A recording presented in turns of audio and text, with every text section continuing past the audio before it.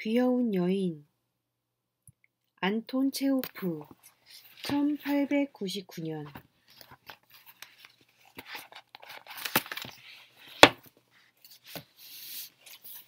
퇴직한 팔등간인 플레미아니코프의 딸 올렌카는 생각에 잠겨 자기 집 현관 층계에 앉아 있었다.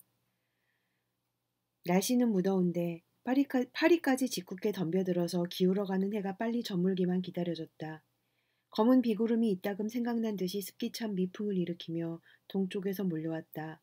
뜰에는 이 집 건넌방을 빌려 쓰는 치볼리 야외극장 지배인 쿠우킨이 하늘을 쳐다보고 있었다. 제기랄. 그는 울상이 되어 투덜거렸다. 아, 또 비야. 일부러 그러는 것처럼 허구한 날 비만 오니. 이건 내 모가지를 졸라매자는 건가? 날마다 손해가 이만저만해야지. 이러다간 파산이로군 파산이야. 그는 올렌카에게 두 손을 쳐들어 보이며 불평을 계속했다. 우리들의 생활이란 요 모양 요 꼴입니다. 올리가 세미오노브나. 울어도 시원치 않을 지경이죠. 별 고생을 다하고 죽도록 길을 쓰며 일해봐야 그리고 어떻게 하면 좀 더 나아질까 하고 밤잠도 자지 않고 별 궁리를 다해봐야 그게 무슨 소용이겠습니까? 첫째로 관중이 야만인이나 다름없이 무지막지하단 말이에요. 나는 그들에게 인류 가수들을 동원하여 가장 고상한 오페레타나 무언극을 공연해주지만 과연 관중은 그런 것을 필요로 하겠습니까? 설사 그것을 구경한다 해도 도대체 무엇을 이해할 수 있겠습니까? 관중은 광대를 요구합니다. 아주 저속한 것을 상연해야 한단 말입니다. 게다가 날씨까지 이 모양입니다. 거의 매일 저녁 비가 오지 않습니까? 5월 10일부터 시작해서 6월 내내 장만이 이런 기막힌 일이 어디 있겠어요. 구경꾼은 얼씬도 하지도 않는데. 그래도 자릿세는 물어야 하고 배우들에겐 보수를 줘야 합니까? 이튿날도 저녁 무렵에서 또 검은 구름이 몰려왔다. 쿠우키는 미친 듯이 웃으며 말했다. 어쩌겠다는 거야? 퍼부을 테면 얼마든지 퍼부어라. 극장이 몽땅 물에 잠기고 나는 물속에서 헤어나지 못하도록 실컷 퍼부으란 말이야. 이 세상에서뿐만 아니라 저승에서까지 나를 못살게 하겠다는 게로군. 배우들이 나를 걸고 고소해도 좋아. 재판이 무엇이야? 시베리아로 유형을 보내도 좋고 교수대에 올려놔도 겁날 것 없다. 하하하. 그 다음 날도 마찬가지였다. 올렌카는 쿠우킨의 넋두리를 아무 말 없이 가슴 아프게 생각하며 들었고 그러한 그녀의 눈에는 눈물이 글썽해지는 때도 있었다. 쿠우킨의 불행은 드디어 올렌카의 마음을 흔들어 놓고야 말았다. 그를 사랑하기 시작했다. 그는 안색이 누렇고 이마에 고수머리가 덮인 작달막한 키에 몸집이 여윈 사람이었다. 음성은 가느다란 테너였는데 얘기할 적마다 입을 셀쭉거렸고 얼굴에는 언제나 절망의 빛이 떠돌았다. 그러나 그는 올렌카의 마음속에 그렇게 순결하고도 깊은 애정을 일으켰다. 올렌카는 언제나 누구를 사랑하지 않는 때가 없었고 또 그러지 않고는 살아갈 수 없는 성질의 여자였다. 어릴 적에는 아버지를 무척 따랐다. 그 아버지는 지금 괴로운 숨을 몰아쉬며 어두운 방 안에서 안락의자에 앉아 앓고 있다. 그리고 2년에 한 번쯤이나 브란스크에서 다녀가는 작은 어머니도 사랑했다. 여학교 시절에는 프랑스어 선생님을 사랑했다. 올렌카는 고운 마음씨를 가진 착하고 인자스러운 여자였다. 또한 그녀의 눈길은 잔잔하고 부드러웠으며 몸은 매우 건강한 편이었다. 통통하고 불그레한 뺨이며 보드랍고 흰 살결에 까만 점이 찍힌 목덜미며 무슨 재미있는 얘기를 들을 때 떠오르는 티 없이 상냥한 웃음 같은 것을 보는 사내들은 으레 거 괜찮게 생겼는걸 하며 자기들도 웃음 지었고 여자 손님들은 얘기를 주고받다가도 아이 참 귀엽기도 하지 하며 느닷없이 그녀의 손을 잡아보지 않고는 못 견뎠다. 올렌카가 태어날 때부터 살아왔고 또 아버지의 유언장에도 그녀의 명의로 된 이 집은 도심에서 떨어진 트이간스카야 슬로보드카에 있었다. 치볼리 야외극장에 가까워서 저녁마다 늦도록 음악 소리와 폭죽 터지는 소리가 들려왔다. 그런 소리를 듣노라면 올렌카는 자신의 운명과 싸우며 자기의 가장 큰 적인 무관심한 관중을 공격하는 쿠우긴의 모습을 연상했고 그러면 그녀의 심장에 달콤한 감격이 벅차올랐다. 잠을 청할 생각은 아예 하지도 않았다. 새벽녘에 그가 돌아오면 침실 창문을 똑똑 두드리며 커튼 사이로 얼굴과 한쪽 어깨만을 내밀며 상냥한 미소를 지어 보이곤 했다. 쿠우킨이 올렌카에게 청혼하여 그들은 결혼했다. 그리하여 그녀의 목덜미며 포동포동한 두 어깨를 보게 되었을 때 그는 두 손을 번쩍 쳐들고 이렇게 말했다. 정말 당신은 귀염둥이구려. 그는 행복했다. 그러나 결혼식 날에도 밤낮을 두고 비가 온 것처럼 그의 얼굴에서 절망의 빛이 아주 사라지지는 못했다. 결혼 후에 그들은 다정스럽게 살았다. 올랭카는 입장권을 팔기도 하고 극장 안에 여러 가지 일을 거들어주기도 하며 계산서를 꾸미고 월급을 치러주기도 했다. 그녀의 불그레한 두 뺨과 티 없이 맑고 귀여운 웃음이 매표구에서 보였는가 하면 무대 뒤나 구내 식당에 나타나곤 했다. 그리고 그녀는 어느덧 자신 친지들에게 연극이야말로 인간 생활에서 가장 보람있고 또 없어서는 안 될 중요한 것이며 연극을 통해서만 인간은 참다운 위안을 느낄 수 있고 교양을 지닌 인도주의적 인간이 될 수 있다고 곧잘 설명하게 되었다. 하지만 관중이 과연 그걸 이해할 수 있겠어요? 그녀는 이렇게 말했다. 그들이 요구하는 건 광대라니까요. 어제 파우스트의 개작을 공연했더니 관람석이 아주 텅 비었어요. 그렇지만 우리 주인 바니치카와 내가 저속한 심파나 공연했더라면 틀림없이 대만원이었을 거예요. 내일 바니치카와 나는 지옥에서의 오르페우스를 상연하기로 했지요. 꼭 보러 오세요. 그러고는 연극이나 배우들에 관해서 쿠우킨이 하던 말을 그대로 되풀이하곤 했다. 남편이 하는 그대로 예술에 대한 관중의 냉담과 무지를 탓하기도 하고 무대 연습에 끼어들어 배우들의 포즈를 고쳐주고 악사들의 몸짓을 감독하기도 했다.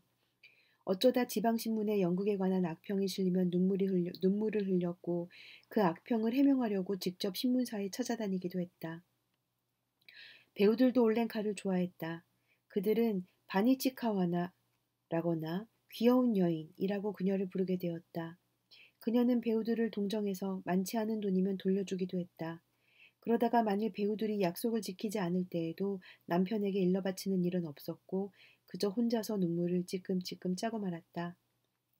두 내외는 겨울에도 잘 지냈다. 야외극장은 시내에 있는 극단이 공연하지 않는 대신에 소러시아에서 흘러온 소규모의 극단이라든가 마술사라든가 그렇지 않으면 시골 아마추어 연극동호회 같은데 단기간씩 빌려주었다. 올랭카는 점점 몸이 나기 시작했고 흡족한 표정으로 얼굴이 환해져 갔다. 그러나 쿠우키는 노랗게 말라만 가면서 겨우내 경기가 나쁘지 않았는데도 손해가 막심하다고 투덜거리기만 했다. 그는 밤마다 쿨룩쿨룩 기침을 했다. 그래서 올랭카는 남편에게 딸기라든가 라임을 짜서 끓여 먹이기도 하며 오데콜롱으로 찜질도 해주었고 자신의 따뜻한 쇼를 들러주기도 했다. 난 당신이 얼마나 좋은지 몰라요. 남편의 머리를 쓰다듬으며 그녀는 다정스럽게 말했다. 당신은 정말 좋은 분이셔. 사순제가 되어 쿠우키는 극단을 부르러 모스크바로 떠났다. 남편 없이 올랭카는 잠을 이룰 수 없었고 그래서 밤이 새도록 별들만 바라보며 들창가에 앉아 있었다. 그런 때 그녀는 닭장에 수탉이 없으면 괜히 겁을 집어먹고 밤새 잠을 못 자는 암탉과 자기를 비교해보기도 했다. 쿠우키는 모스크바에서 한동안 머물렀는데 부활절까지는 돌아갈 테니 극장 일은 이러이러하게 하라는 편지를 보내왔다. 그러나 부활절을 일주일 남긴 월요일 밤에 문을 두드리는 소리가 불길하게 들려왔다. 문 밖에서 누가 커다란 나무통을 쿵쿵 두드리는 것 같은 소리였다. 잠이 채 깨지 않은 식모가 맨발로 물이 질벅하게 고인 뜰을 거쳐 대문으로 달려나갔다. 문 좀 열어주시오. 밖에서 거칠고 굵직한 목소리가 들렸다. 대개 전보요. 올랭카는 이전에도 남편에게 전보를 받은 일이 있었지만 이번만은 어쩐지 정신이 아찔해지는 것 같았다. 부들부들 떨리는 손으로 전보용지를 펴들었다. 전보에는 이렇게 적혀 있었다. 이반 페트로비치, 금일 돌연 사망, 화요일 장례식, 누구누구의 지시를 바람. 장례식 다음에 적힌 글자는 전혀 뜻모를 말이었다. 발신인은 소가극단 무대 감독이었다. 여보! 올랭카는 흐느껴 울었다. 나의 소중한 바니치카, 이게 어떻게 된 노릇이에요? 나는 왜 당신과 만났을까요? 왜 나는 당신을 사랑했을까요? 불쌍한 당신의 올랭카를 두고, 이 가엾고 불행한 올랭카를 두고, 당신은 혼자 어디로 가버렸단 말이에요.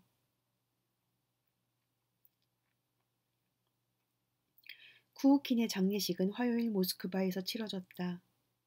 그리고 수요일에 올랭카는 집으로 돌아왔다. 방에 들어서자 침대에 몸을 던지고 한 길에서나 이웃집에서 들릴 만큼 큰 소리로 통곡했다. 가엾기도 해라. 이웃집 사람들은 가슴에 성호를 그으며 말했다. 귀여운 올리나 세미오 노부나가 저렇게 삼심해하다가는 몸을 망쳐버리겠네. 그로부터 석 달이 지난 어느 날 수심에 찬 올렌카가 상복을 입고 미사에서 돌아오는 길이었다.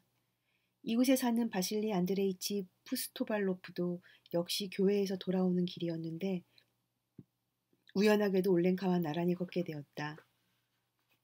그는 바바카예프라는 목재상의 주인이었다. 메꿔 모자를 쓰고 금으로 만든 시계줄을 들이운 흰 조끼를 받쳐 입은 폼이 상인이라기보다는 차라리 시골 지주라는 편이 어울릴 것 같은 사람이었다. 세상의 모든 일은 다 주의 안배하심에 따라 결정되는 것입니다. 올리가 세묘노브나. 그는 동정어린 음성으로 침착하게 타이르듯 말했다. 우리가 믿고 귀중히 여기는 사람 중 누가 죽는다 해도 그것은 주의 뜻입니다.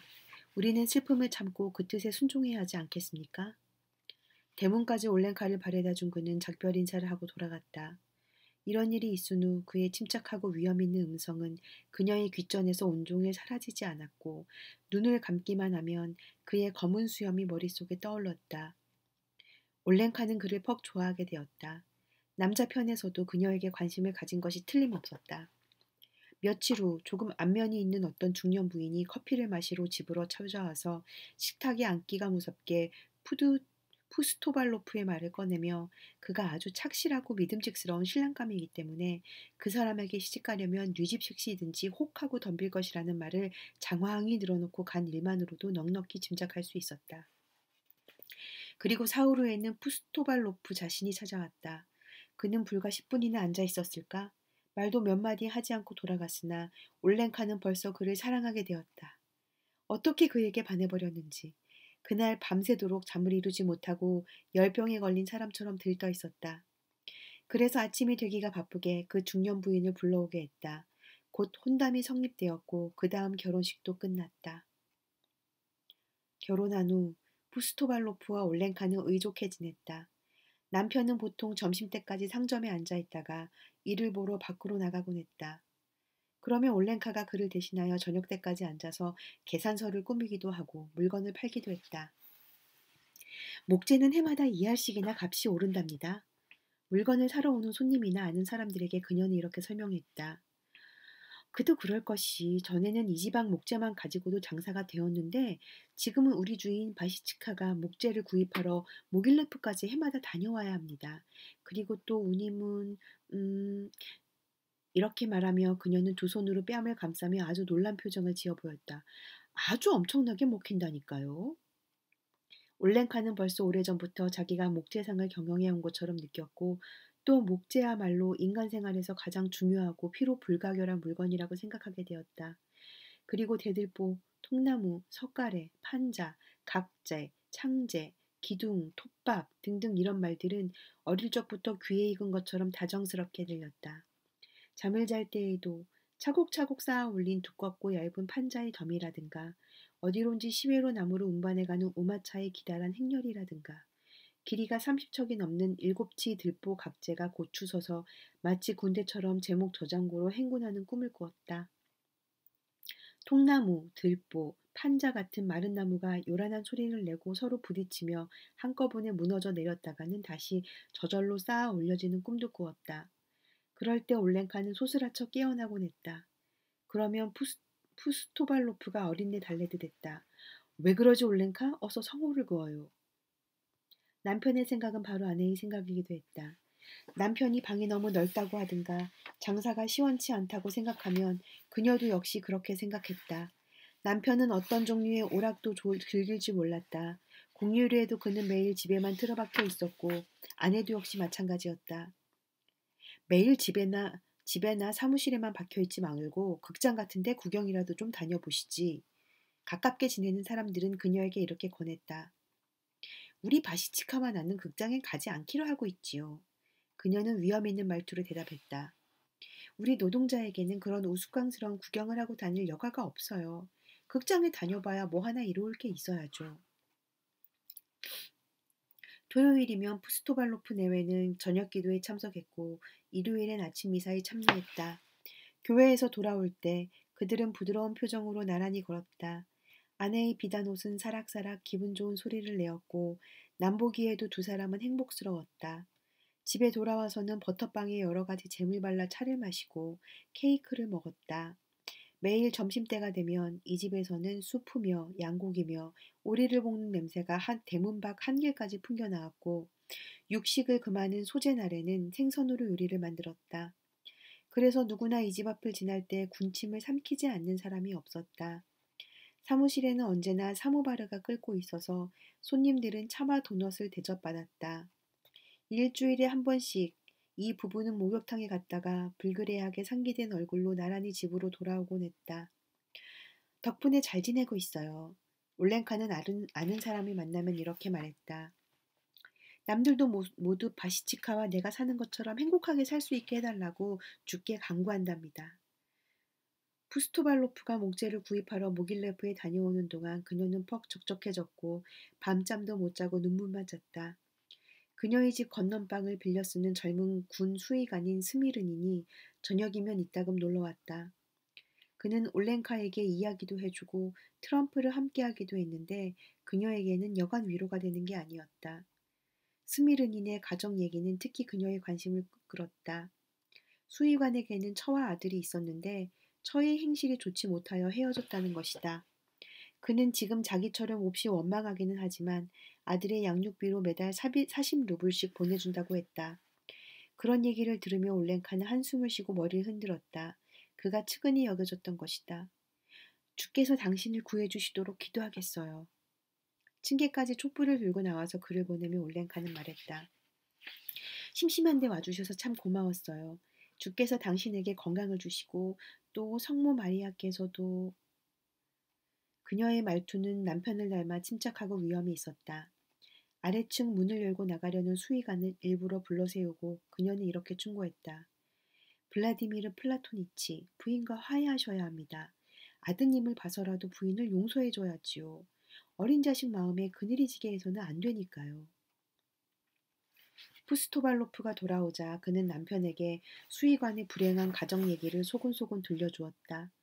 그리고 그들 내외는 한숨을 쉬고 머리를 저으면서 그 어린애는 얼마나 아버지가 보고 싶겠느냐고 남미일 같지 않게 동정을 했다. 그러던 내외는 어떤 이상한 생각이 떠올라 성상 앞에 무릎을 꿇고 자기들에게도 자식을 주십사는 기도를 드렸다. 이대하여 푸스토발로프 내외는 깊은 사랑 속에서 말다툼 한 번 한 일 없이 6년 동안 조용하고 평화로운 나날을 보냈다. 그러다가 어느 겨울날 바실리 안드레이치는 상점에서 뜨거운 차를 한 잔 들이켜고 목재가 반출되는 것을 살피러 모자도 쓰지 않은 채 밖으로 나갔다가 그만 감기에 걸려서 드디어는 알아눕게 되었다. 이름난 의사들을 불러보았지만 그의 병세는 조금도 차도가 없더니 넉 달을 누워 앓고는 끝내 죽어버리고 말았다. 올랭카는 다시 과부가 되었다. 나를 두고 당신은 혼자 어디로 가신단 말이오, 여보. 남편의 장례를 치르고 그녀는 이렇게 통곡했다. 당신 없이 나 혼자 앞으로 어떻게 살아가면 좋아요. 내가 가엾고 불쌍하지도 않으세요? 이웃의 여러분들이 나를 보살펴 주세요. 나는 이제 사고무친의 고아가 돼버렸어요. 올랭카는 상장이 달린 검은 옷을 입고 모자를 쓰지도 장갑을 끼지도 않았으며 교회나 남편의 묘지에 가는 이외에는 밖으로 나오는 일이 없었다. 마치 수도원의 수녀와 같은 생각을 했다. 부스토발로프가 죽은 후 6개월이 지나자 올랭카는 상복을 벗었고 들창에 무겁게 닫혔던 덧문을 열어놓기 시작했다. 이따금씩 식모를 데리고 시장에 나가는 그녀의 모습을 사람들은 볼 수 있게 되었다. 그러나 집안에서 그녀가 어떻게 지내는지 또는 무슨 일이 일어나는지 그런 것은 그저 제멋대로 추측을 해보는 수밖에 딴 도리가 없었다. 그녀가 뜰에 앉아 수의관과 함께 차를 마신다느니 수의관이 그녀에게 신문을 읽어주는 것을 누가 보았다느니 또 우체국에서 어떤 친구를 만나 올랭카가 이런 말을 하더라느니 하는 소문이 그러한 추측의 근거가 되었다. 이 고장에서는 가축 관리가 제대로 돼 있지 않아요. 그것이 여러 가지 병이 생기는 원인이지요. 우유에서 병을 얻게 되고 말이나 소에게서 무서운 병이 사람에게 옮겨진다는 것쯤은 알만도 할 텐데 사실은 가축의 건강에 대해서도 사람의 건강에 못지않게 세심한 주의가 필요한 거예요. 수의관의 견해를 그대로 남에게 되풀이한 것이다. 그리고 무슨 일에 대해서나 그녀는 벌써 수의관과 똑같은 의견을 가지게 되었다. 올랭카는 그 누구에 대한 애정 없이는 단 1년도 살아갈 수 없는 여자임이 분명했다. 그래서 그녀는 자기 집 건넌방에서 새로운 행복을 찾은 것이다. 다른 여자였더라면 사람들에게 비난을 받았겠지만 올랭카의 경우에는 누구도 악의로 해석하려는 사람이 없었다. 그녀에게는 너무도 당연하다고 생각했기 때문이다. 올랭카와 수의관은 누구에게도 자기들의 관계가 달라졌다는 말을 입 밖에 내지 않았고 될수록 감추려 했지만 그것은 안 될 일이었다. 올랭카는 비밀이라는 것을 가질 수 없는 여자였다. 연대에 같이 근무하는 수의관들이 친구들이 놀러오면 올랭카는 그들에게 차를 대접하기도 하고 어떤 때는 밤참을 차리기도 했다. 그런 자리에서 그녀는 패스트, 결핵 등 가축의 질병이나 도해지의 도살장과 같은 문제에 대해 늘어놓기가 일쑤여서 수의관을 난처하게 만들었다. 손님들이 돌아가는 수의관은 그녀의 손을 붙잡고 화를 내며 나무랐다. 똑똑히 알지도 못하는 그런 얘기 하지 말라고 그러지 않았소. 우리 수의사끼리 얘기할 땐 제발 말참견 좀 그만둬요. 내 꼴이 뭐가 되겠소. 그러면 올랭카는 놀라움과 불안이 뒤섞인 얼굴로 그를 쳐다보며 물었다. 그럼 블로치카, 난 무슨 말을 하면 좋아요? 그리고 눈물이 글썽해서 그를 껴안으며 성내지 말아달라고 애원했다. 두 사람은 행복했다. 그러나 그 행복도 오래되지는 못했다. 연대가 딴 곳으로, 시베리아는 아니지만 아주 먼 곳으로 이동하게 되어 수의관도 연대와 함께 영영 떠나가 버렸다. 그리하여 올랭카는 다시 혼자 남았다. 이제 그녀는 그야말로 외톨이가 되고 말았다. 아버지도 이미 오래전에 세상을 떠났고 그가 앉았던 의자는 다리가 하나 부서진 채 먼지를 가득 쓰고 지붕 및 창고 속에 들어가 있다. 그녀의 복스럽던 얼굴도 이제는 여위고 귀여움은 사라졌다. 거리에서 만나는 사람들도 이전처럼 그녀를 보며 웃는 일이 없었다. 분명히 젊고 아름답던 시절은 이미 지나가 버리고 다시는 그녀에게 되돌아올 수 없게 된 것이다. 그리고 이제 행복이란 꿈도 꿀 수 없는 그늘진 생활이 새로 시작되었다. 해가 기울면 올랭카는 현관 층계에 앉아 있었다. 야외 극장에서는 음악 소리와 폭죽이 터지는 소리가 예나 다름없이 들려왔지만 그러나 지금은 아무런 감흥도 일어나지 않았다. 아무 생각도 없이 그리고 아무 욕망도 없이 그저 멍하니 텅 빈 정원을 바라보고 있을 따름이었다. 그러다가 밤이 오면 잠자리에 들어가서 폐허 같은 자기 집 정원을 다시 꿈속에 보았다. 음식은 마지못해 먹는 흉내만 냈다. 그러나 그녀에게 무엇보다도 가장 큰 불행은 이미 아무 일에도 자기 의견을 가질 수 없게 되었다는 것이었다. 물론 자기 주위의 사물이 눈에 띄었고 또 주위에서 일어나는 일을 알기는 했지만 그런 일에 대해 아무런 자기 의견도 내세울 수 없었을 뿐더러 무슨 얘기를 해야 할지 갈피를 잡을 수가 없었다. 자기 의견을 가질 수 없다는 것이 그녀에게는 얼마나 무서운 일이었는지 모른다. 가령 병이 놓여 있다든지 비가 온다든지 농부가 달구지에 올라타고 간다든지 하는 것을 보았다 해도 무엇 때문에 있는 병이며 무엇 때문에 비는 오며 또 농부는 무엇하러 가는지 제 생각으로는 얘기할 수 없었다. 아마 1,000루블을 줄 테니 말해보라 해도 뭐라 입을 뗄 재주가 없었을 것이다. 쿠우킨이나 푸스토발로프나 그 다음 수의관과 함께 지낼 때에는 모든 일에 대해 설명할 수 있었고 그럴싸한 자기 의견을 말할 수 있었다. 그러나 지금 그녀의 머릿속과 가슴속은 자기 집들처럼 공허했다. 그것은 소름이 끼치도록 무섭고 괴로운 일이었다. 시가지는 점점 사방으로 퍼져나가서 츠이간스카야 슬로보드카도 이제 큰 거리가 되었다. 치볼리 극장과 목재상이 있던 자리에는 집들이 즐비하게 들어서서 이리저리 골목길이 생겼다. 참으로 세월은 빠르다. 올랭카의 집은 연기에 그을리고 지붕은 녹이 슬고 헛간은 한쪽으로 기울고 뜰에는 잡초와 가시나무가 무성했다. 집주인인 올랭카의 얼굴에도 흉하게 주름이 늘어갔다. 여름이면 허전한 마음으로 시름없이 층계에 나와 있었고 겨울에는 눈이 내리는 것을 바라보며 들창가에 앉아 있었다. 훈훈한 봄바람이 불기 시작하고 그 바람을 타고 교회의 종소리가 들려오면 문득 지난날의 추억이 한꺼번에 되살아나서 가슴이 미어질 것 같았다. 그리고 저도 모르게 눈물이 흘러내렸다. 그러나 그 눈물도 오래가는 것은 아니었다. 다시금 무엇 때문에 사는지 알 수 없는 공허함이 그 자리를 차지했겠다. 브리스카라는 새까만 고양이가 야옹거리며 곁에 와서 재롱을 부렸으나 그러한 고양이의 재롱이 올렌카의 마음을 건드릴 수는 없었다. 그녀에게 고양이의 재롱이 무슨 소용이 있겠는가? 그녀에게 필요한 것은 자기의 모든 존재, 자기의 이성과 영혼을 독점하고 생각할 수 있는 힘과 생활의 방향을 제시해주며 식어가는 피를 다시 따뜻하게 해줄 수 있는 그러한 사랑이었다. 그녀는 옷깃에 매달리는 고양이를 떼내며 밀어버리며 싫은 소리를 했다. 저리 가거라 귀찮다. 날이면 날마다 아무런 기쁨도 아무런 자기 주견도 없이 이렇게 세월을 보내며 해가 거듭되었다. 살림은 식모 마브라가 하는 대로 맡겨두었다. 무서운 6월 어느 날 저녁 무렵이었다. 시외로 나갔던 가축들이 집안에 온통 먼지를 뒤집어 씌우며 지나갈 무렵 누군가 대문을 두드렸다. 올렌카가 나가서 문을 열었다. 그리고 밖을 보았을 때 하마터면 기절을 할 뻔했다.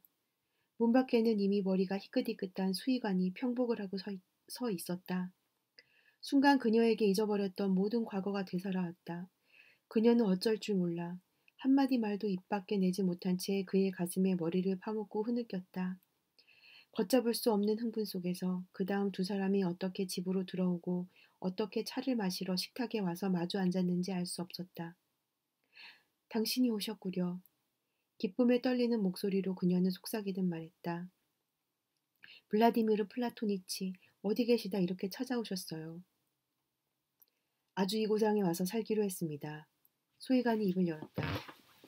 군대도 그만두고 이젠 내 맘껏 일을 해서 자리 잡힌 생활을 해보려고 왔지요. 그리고 아들놈도 학교에 입학시킬 때가 되었습니다. 다 자랐어요. 알고 계신지 모르겠지만 마누라와 화해를 했습니다. 그럼 부인은 어디 계신데요? 올렌카가 물었다. 어린애하고 여관에 있습니다. 그래서 지금 새빵을 얻으러 다니는 길이지요. 아니 새빵이라니 그게 무슨 말씀이세요? 우리 집에 와 계시면 될 텐데 여기가 마음에 안 드시나요?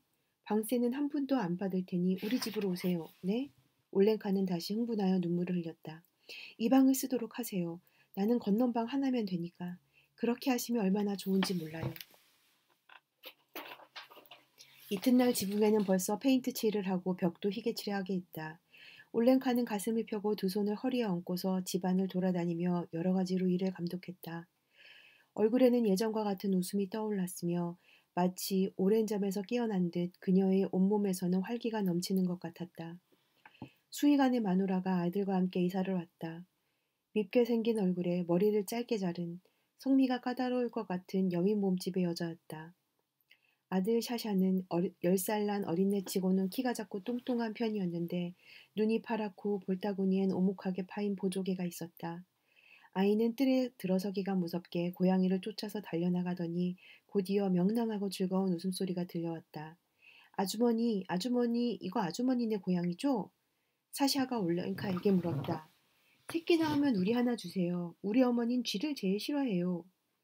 차를 따라주며 사샤와 이야기하노라면 올렌카는 가슴이 훈훈해오고 이 아이가 제 자식처럼 사랑스럽게 여겨졌다. 저녁에 사샤가 책상에 앉아 복습을 하면 그녀는 대견스럽게 그것을 바라보며 이렇게 속으로 중얼거렸다. 참 귀엽기도 하지. 어쩌면 어린 것이 저렇게 똑똑하고 저렇게 깨끗하담. 섬은 사면이 바다로 둘러싸인 육지의 한 부분입니다. 사샤가 소리를 내어 읽었다. 섬은 사면이 바다로 둘러싸인. 올렌카도 받아 읽었다. 이것이 여러 해 동안 자기 주견이라는 것을 모르고 침묵 속에서만 살아온 그녀가 자신을 가지고 입 밖에 낸 맨 처음 의견이었다. 이제야 올렌카는 자기 자신의 의견을 가지게 되었다. 밤참 때 그는 사샤의 양친과 이야기하면서 중학교 과목은 어린애들에게 어렵긴 하지만 실업 교육을 받게 하는 것보다는 역시 기초적인 고전들을 교육시키는 중학교가 장래를 위해서 더 좋다고 했다. 즉 중학교를 마치면 의사라든가 기술자라든가 자기가 원하는 대로 진출할 수 있는 길이 트이기 때문이라는 것이었다. 사샤는 중학교에 다니게 되었다. 그의 어머니는 하리코프에 있는 자기 언니네 집에 가서 돌아오지 않았고 아버지는 매일같이 가축 검사를 하러 출장을 가 어떨 때는 2, 3일씩 묵었다가 왔다. 그러고 보면 사샤는 자기 가정에서 거추장스러운 존재가 되었고 따라서 완전히 버림을 받은 것이나 다름이 없었다. 올렌카는 사샤가 그러다가 굶어 죽지는 않을까 걱정되었다. 그래서 아이를 데려다가 자기가 거처하는 건넌방에 붙은 조그만 방 하나를 마련해 주었다. 사샤가 올렌카에게 와서 살게 된 지도 벌써 반년이 지났다. 아침이 되면 그녀는 아이방으로 들어갔다. 사샤는 한쪽 뺨 밑에 손바닥을 고이고 죽은 듯이 잠자고 있었다. 아이를 깨우는 것이 가엾어서 그녀는 늘 망설였다. 예, 사생카. 올렌카는 애처로운 듯이 아이를 불렀다. 이젠 일어나거라. 학교에 갈 시간이 되었어. 사샤는 일어나서 옷을 갈아입고 아침 기도를 드린 다음 차 석 잔과 커다란 도넛 2개와 버터 바른 빵을 조금 먹었다.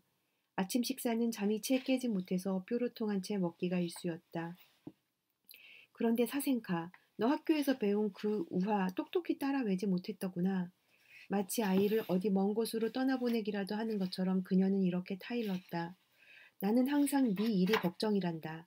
열심히 공부하고 선생님 말씀도 명심해 들어야 해. 알겠니? 아이, 제발 그런 말 제발 그만둬요. 사샤는 이렇게 내쏘곤 했다. 이윽고 소년이 자기보다 훨씬 큰 모자를 쓰고 책가방을 둘러매고 한 길에 나와 학교 쪽으로 걸어가면 올렌카도 그 뒤를 슬금슬금 따라 나섰다. 사생카!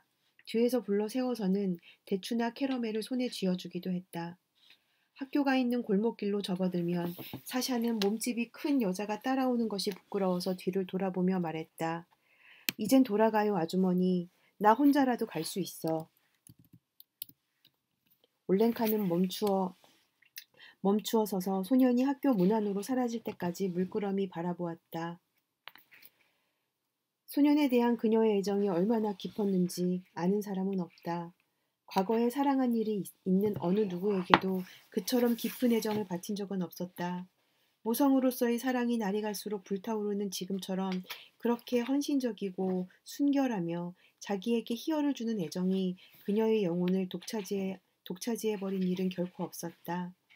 자기와는 아무 혈연관계도 없는 이 소년에게 볼에 박힌 오목한 보조개에 커다란 학생모에 그녀는 자기의 한평생을 눈물과 기쁨을 가지고 바칠 수 있었다. 어째서 그런지 누가 대답할 수 있으랴.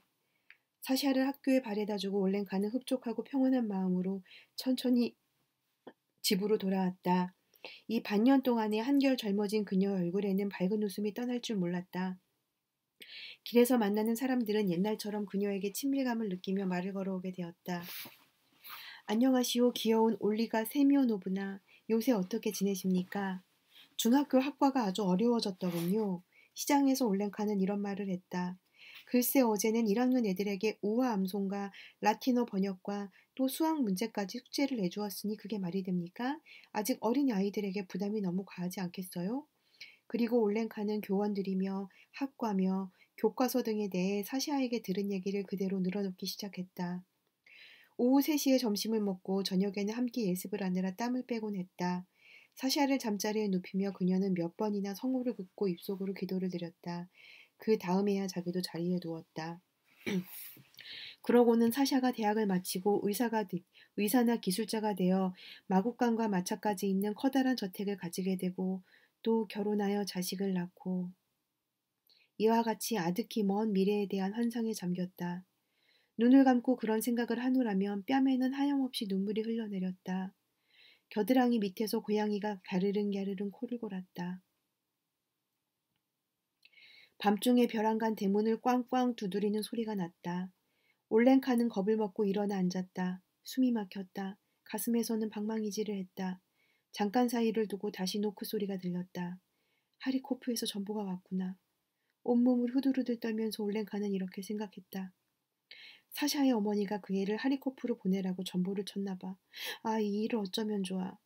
올렌카는 실망 속에 빠져들어갔다. 머리와 사지가 얼음처럼 얼어들었다. 그리고 이 세상에서 자기보다 더 불행한 사람은 다시 없을 거라고 생각했다. 그러나 잠시 후 목소리가 들렸다. 수의관이 클럽에서 돌아온 것이다.